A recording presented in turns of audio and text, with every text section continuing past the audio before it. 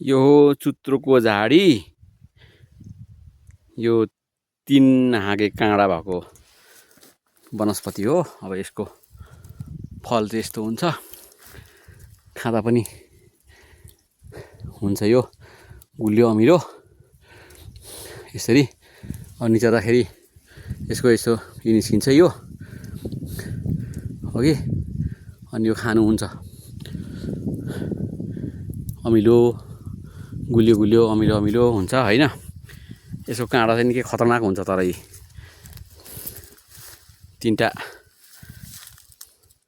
तीन उसको हुन्छ, तीन कुने आकारको। यो निकै विषालु पनि हुन्छ, घोच्दा घोच्यो भने दुख्छ।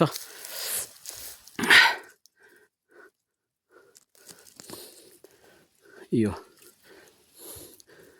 अमिलो अमिलो गुलियो गुलियो चराले खुब मन पराउँछ यसलाई।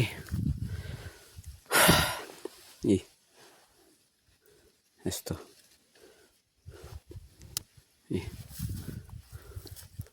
खाँदा नि हुन्छ।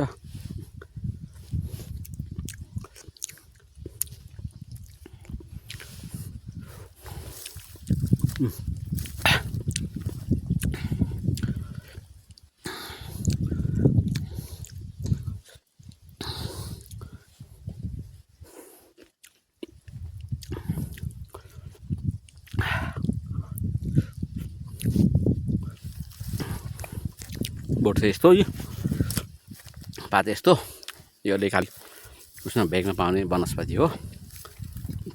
यसले चाहिँ तर बारीहरूमा यस्तोमा चाहिँ यो बिखेती हो, झाँगेपछि यसले पुरा बारीहरू रुखो बनाइदिन्छ।